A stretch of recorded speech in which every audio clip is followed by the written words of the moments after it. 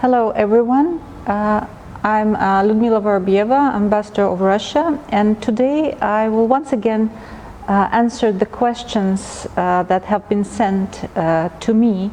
Thank you very much for sending very interesting questions, and it's a great pleasure for me to try to answer them.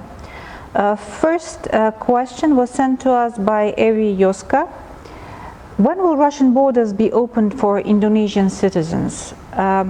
Unfortunately, I cannot give you a fixed date on when Russian borders will be opened for Indonesian citizens or actually any foreign citizen of our country, because as you may well know, the COVID situation is not yet very good, both in Russia and in Indonesia. So everything will depend on how the countries or when the countries will be able to defeat the COVID-19 pandemic. Hopefully it will happen sometime soon.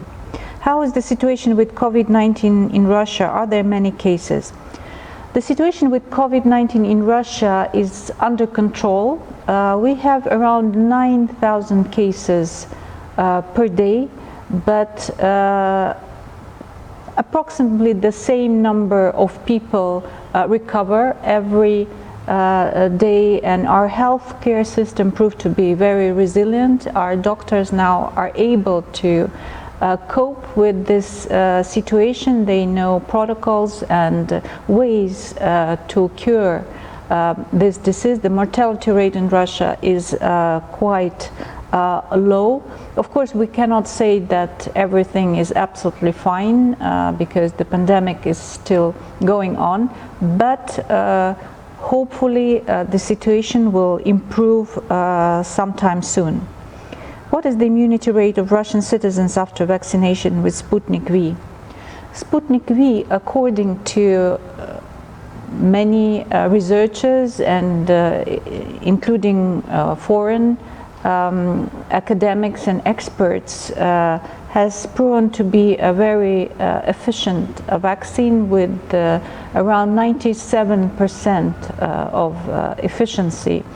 So far in Russia, we are going on with the mass vaccination campaign. So the vaccination is free of charge and volunteer for anyone who resides in Russia. In big cities, you can go to a shopping mall, to a railway station, and there are vaccination station where you can get inoculated by not only Sputnik V, but only, as you may know, we have developed another 2 vaccines. So now our doctors have, and people at large have the choice between the 3 vaccines developed and produced in Russia, and to adapt the immunization process to particular needs of the individuals. So according to the estimates of our healthcare authorities, sometime by fall, that means September, the Russian Federation will achieve what is usually called the herd immunity, and hopefully then we can say that the situation has improved radically. Another question by Riyan Permana Putra. Does Russia plan to invite Indonesian army to participate in tank biathlon 2021-2022? Indeed, yes, and the invitation has been already issued to the Ministry of Defense of Indonesia, to the Armed Forces of Indonesia, to send their participants to the tank biathlon, which will take place this year. We really hope that our Indonesian partners will take part in this very impressive event. You know that many countries, including ASEAN countries like Laos, Vietnam, Thailand, have been part of this event, and we really hope that Indonesian officers, military men can be part of the tank biathlon. We are ready to provide Russian tanks for the participants and to hold training sessions for Indonesian officers and the military to be able to participate in a very good way in the tank biathlon this year and next year. The third question is from Bambi Sastrosudarmo. I would like to ask how Russians view Indonesians, especially during the presidency of Joko Widodo. Do you think that his character is in many ways similar to the one of Vladimir Putin? I can say that in Russia we view Indonesia as our good friend and partner in the region. We have similar views with our Indonesian friends on what is happening in the world and what we need to do to improve our lives, the lives of our children. As you know, before COVID, Indonesia, especially Bali, was a very popular tourist destination for Russians, and Russians always had very good impression about people, Indonesian people, how friendly and nice they are. And of course, the older generation also has these memories of strong friendship that existed between our two countries in the 60s during the presidency of Sukarno. Unfortunately, I don't have the privilege of knowing President Joko Widodo or President Vladimir Putin personally or closely. So I can only say that both our countries, Russia and Indonesia, are great countries, very big countries. So of course our countries need strong leadership, and I'm sure that both of our presidents are very strong leaders who will lead the two countries in the right directions to achieve peace, stability and prosperity. The fourth question is from Dadang Putra.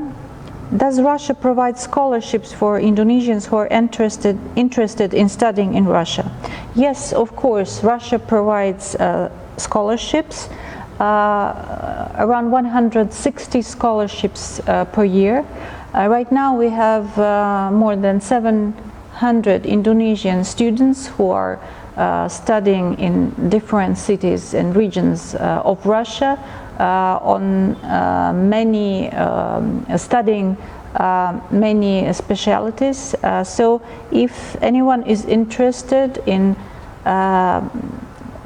getting a scholarship from Russia, and this year we had more than 1,000 requests for scholarship in Russia from Indonesian nationals, they are welcome to contact the embassy or our cultural center. They have a website, so please you can go to the website of the Russian Cultural Center in Indonesia, and you will get all the information pertaining to the scholarships in Russia. The fifth question is from Maulana Yotha Permana.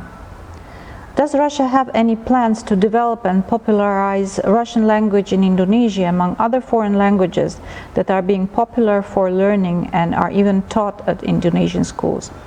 Yes, we are indeed not only having plans, but we are doing actually a lot of things to promote Russian language, which is spoken by more than 250 million people in the world, and Russian language is also the official language of the UN.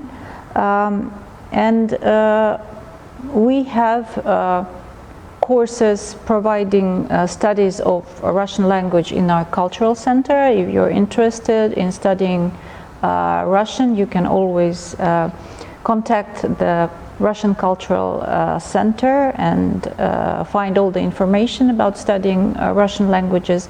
We are also happy to say that number of Indonesian universities, including the University of Indonesia, have Russian Studies Center where you can also study Russia, and we're in close contact with these universities. So if anyone is interested in studying Russian language, you can both study it in Indonesia or apply for scholarship and study Russian language in Russia. A very interesting question indeed is from Sigit Priyadi. Why does Russia always celebrate Victory Day over Nazi Germany with military parade? You know that Victory Day for our country and our people has a very significant meaning. We fought against Nazi Germany, we won over Nazi Germany, and we sacrificed more than 27 million lives to the victory. And every family, including my own, was affected by this war. We call it the Great Patriotic War. And it's very important for us not to forget what it meant for our country, for our people.